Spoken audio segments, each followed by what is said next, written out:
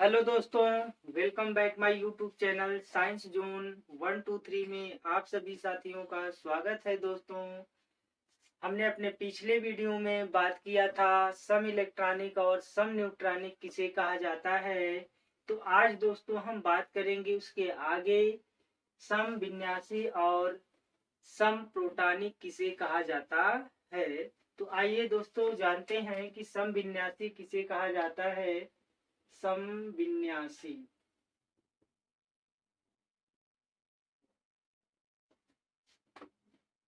इसे दोस्तों इंग्लिश में बोलते हैं आइसोस्टर्स। तो दोस्तों जैसा कि हमने परिभाषा लिखा है समविन्यासी, तो इसकी बात करेंगे कि समविन्यासी क्या होता है। तो दोस्तों कहें कि वे पदार्थ या वे अणु जिनमें परमाणुओं की संख्या समान हो और इलेक्ट्रॉनों की संख्या समान होता है, उन्हें हम क्या कहते हैं, समविन्यासी कहते हैं। तो लिख दे दोस्तों कि वे अणु या पदार्थ जिनमें परमाणु की संख्या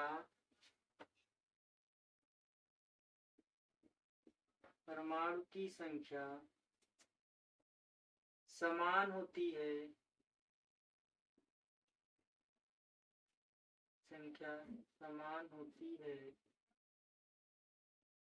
तथा इलेक्ट्रॉन की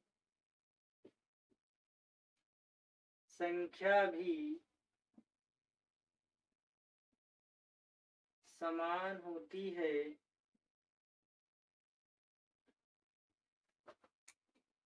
उसे समविन्यासी कहा जाता है।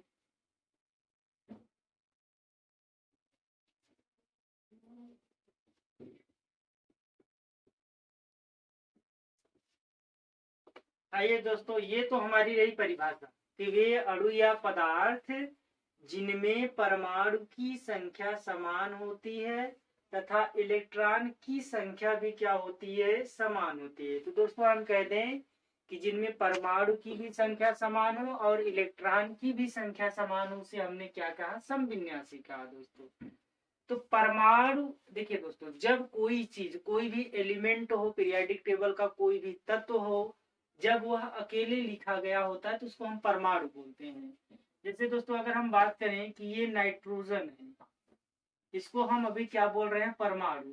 और इसको अगर N2 कर दे, यानी एक से अधिक संख्या, जैसे ही इनको हम लिखते हैं या जैसे ही इनकी संख्या एक से अधिक कर देते हैं, किसके रूप में बदल जाते हैं, अणु के रूप में बदल जाते हैं, या हम कहें ये अणु हो जाते हैं।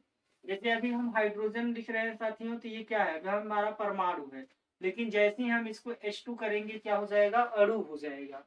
ठीक है दोस्तों, तो अणु और परमाणु में आप अंतर समझ सकते हैं कि जब कोई तत्व हो वह सिर्फ अकेले हो या एक ही हो इसकी संख्या, तो उसे हम परमाणु बोलते हैं। लेकिन जैसे इसकी संख्या एक से अधिक हो जाए, जैसा कि हमने नाइट्रोजन को देखा है, और नाइट्रोजन को N2 किया, तो ये अणु हो गया और ये क्या है दोस्तों, परमाणु है।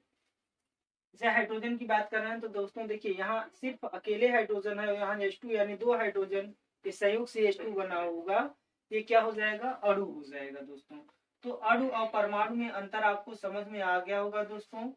अब बात करते हैं कि समविन्यासी, जैसा कि हमने कहा है कि परमाणु की संख्या समान हो और उसमें इलेक्ट्रॉन जो उपस्थित है उनकी भी संख्या समान हो दोस्तों।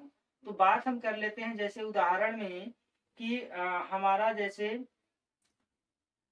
बात कर ले N2 हो गया, और इसके बाद हम बात कर लें Cn- की, और फिर बात कर लेते हैं दोस्तों CO कोबाल्ट की। तो इनकी चर्चा करते हैं। तो दोस्तों देखिए, ये क्या है, हमारा नाइट्रोजन अणु है। तो जैसा कि हमने कहा कि ये नाइट्रोजन क्या है, अणु है, और ये क्या है, नाइट्रोजन परमाणु है। तो नाइट्रोजन जो परमाणु होता है दोस्तों, उसमें 7 इलेक्ट्रॉन पाए जाते हैं। तो दो नाइट्रोजन होंगे, अगर N2 की बात करेंगे तो एक नाइट्रोजन में 7 है, तो दो नाइट्रोजन में कुल कितने इलेक्ट्रॉन हो जाएंगे दोस्तों, 14 इलेक्ट्रॉन हो जाएंगे। तो यहाँ बात करें जो इलेक्ट्रॉन की संख्या कितनी है, 14 है दोस्तों। अब कितने परमाणु हैं? 2 परमाणु हैं। जैसा कि हम यहाँ बात कर रहे हैं, एक ए और एक ए, 2 परमाणु हो गए। अगर इसमें भी बात करें दोस्तों तो देखिए 1 2, तो 2 परमाणु हो गए। संख्या परमाणुओं की कितनी है? 2 है। अब इलेक्ट्रॉन की बात करेंगे दोस्तों, तो इलेक्ट्रॉन देखिए कार्बन में 6 होता है, जैसा कि हम लिखते हैं C6 या ऐसे लिख दें।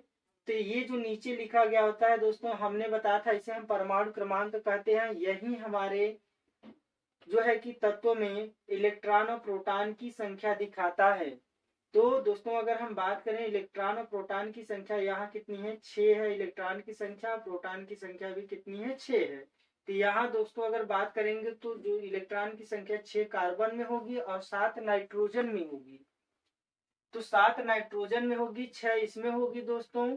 तो बात करें अब इसके ऊपर एक माइनस चार्ज लगा है। तो हमने कहा था जब आपको अधातु की परिभाषा बताई गई थी तो वहां कहा गया था कि अधातुएं क्या होती हैं? इलेक्ट्रॉन का ग्रहण करती हैं, यानी हम कहते हैं वह इलेक्ट्रॉन ग्रहण करती हैं जब तो उनके ऊपर कैसा चार्ज आता है? माइनस चार्ज आता है। तो दोस्तों हमने कहा था कि जितने इलेक्ट्रॉनों ग्रहण करेंगे उतना उसके ऊपर माइनस चार्ज आता है। तो दोस्तों यहाँ देखिएगा कि एक माइनस चार्ज है साइनाइड के ऊपर, तो ये क्या किया होगा? अपना एक इलेक्ट्रॉन ग्रहण किया होगा। तो दोस्तों 7 इलेक्ट्रॉन नाइट्रोजन में और 6 इलेक्ट्रॉन कार्बन में है और एक इलेक्ट्रॉन दोनों ने मिल करके ग्रहण किया है। तो टोटल देखिए दोस्तों इलेक्ट्रॉन की संख्या कितनी हो गई? 14 हो गई। अब अगला बात करते हैं दोस्तों, देखिए कोबाल्ट में तो एक कार्बन परमाणु, दूसरा ऑक्सीजन परमाणु, तो परमाणुओं की संख्या इसमें भी 2 है। इलेक्ट्रॉन की बात करेंगे तो कार्बन में 6 इलेक्ट्रॉन होते हैं और ऑक्सीजन में 8 इलेक्ट्रॉन होते हैं। जोड़ेंगे तो टोटल इलेक्ट्रॉनों की संख्या आ जाएगी 14 दोस्तों।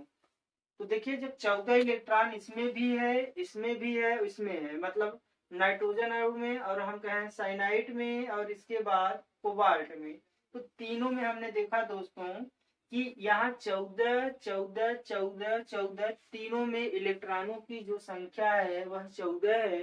तो इलेक्ट्रॉनों की संख्या इस तरीके से दोस्तों क्या हो गई? समान हो गई। अब हम बात करते हैं जब इलेक्ट्रॉनों की संख्या समान हो गई परिभाषा के अनुसार, और इसमें चेक करते हैं परमाणु की संख्या, तो ना N2 है दोस्तों। तो जब N2 क्या है? एक अणु है। अब जब हम इसमें देखते हैं तो कितने परमाणु उपस्थित हैं? 2 परमाणु से उपस्थित हैं। तो 2 परमाणु इसमें भी है, इसमें भी एक कार्बन का परमाणु है, दूसरा नाइट्रोजन का, तो 2 परमाणु हैं। और इसमें अगर कोबाल्ट में बात करेंगे तो एक कार्बन है और एक ऑक्सीजन है साथियों। तो जैसा कि हम देख रहे हैं कि सभी में परमाणुओं की भी संख्या समान है और इलेक्ट्रॉनों की भी संख्या समान है। तो उसे हम क्या कहते हैं दोस्तों? ये आपस में क्या हो गए? समविन्यासी हो गए। तो दोस्तों ये हो गया हमारा समविन्यासी, इसी को हम समविन्यासी बोलते हैं साथियों।